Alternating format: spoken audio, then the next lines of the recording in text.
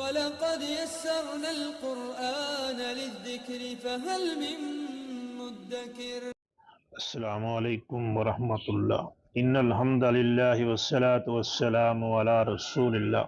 حسد بھی ایک بہت بڑی بیماری ہے۔ حاسدین کے شر سے بچنا بھی ضروری ہے۔ حاسدین کے شر سے کیسے محفوظ رہیں، اس کا تذکرہ سورۃ الفلق میں ہے۔ آئیے میرے ساتھ دیکھتے ہیں اس کا ترجمہ اور جانتے ہیں وہ طریقہ کہ جس سے حاسدین کے شر سے بچا جا سکے۔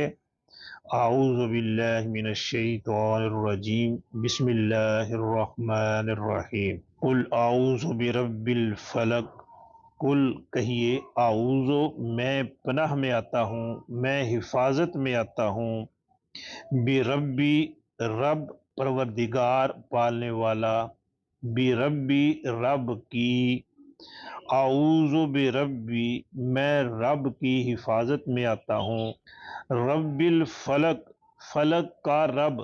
فلک کے مفسرین نے دو ترجمے کیے ہیں، ایک صبح، دوسرا ہر چیز۔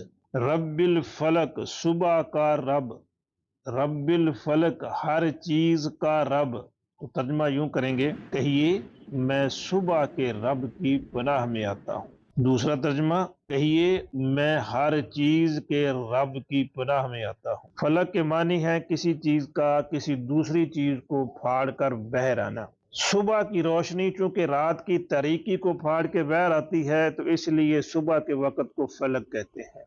کائنات کی ہر چیز کسی دوسری چیز کو پھاڑنے کے بعد وجود میں آئی ہے، جیسے پودا ہے بیج کو پھاڑنے کے بعد وجود میں آیا ہے، تو اسی لیے کائنات کی ہر چیز کو فلک کہتے ہیں۔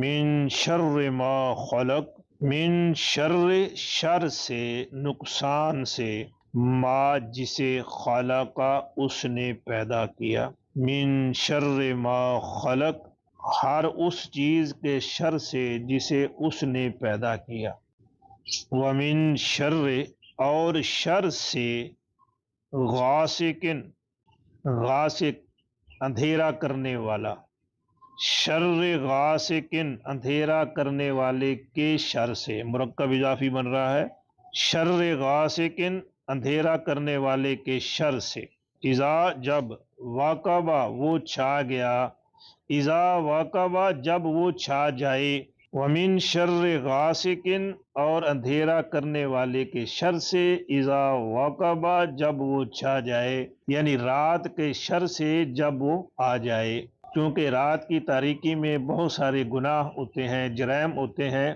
تو اس لیے خاص طور پر الگ سے رات کے شر سے پناہ طلب کی گئی ہے۔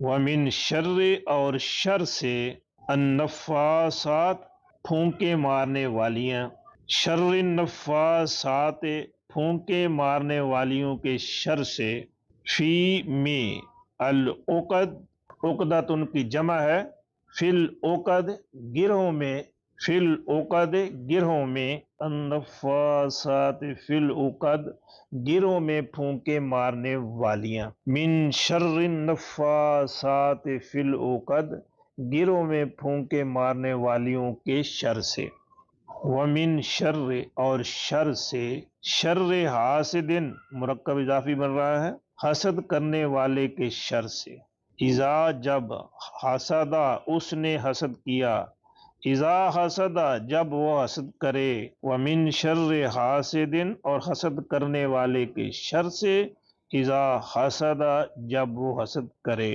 اس سورت کے پڑھنے سے بندہ حسد کرنے والے کے شر سے، جادو کرنے والوں کے جادو سے، رات کی تاریکی کے شر سے اللہ تبارک و تعالیٰ کی حفاظت میں آ جاتا ہے، پناہ میں آ جاتا ہے۔ سو اپنی ہر فرض نماز کے بعد ایک بار، خصوصاً فجر اور مغرب کی فرض نماز کے بعد 3 بار، جب رات کو سونے کے لیے بستر پر آئیں تو 3 بار، صبح کی جب روشنی ہو جائے تو 3 بار، شام ہونے سے پہلے پھر 3 بار سورۃ الفلق، سورۃ الناس اور سورۃ الاخلاص کو ضرور پڑھیں۔ انشاءاللہ العزیز کائنات کی ہر چیز کے شر سے محفوظ ہو جائیں گے۔ والسلام۔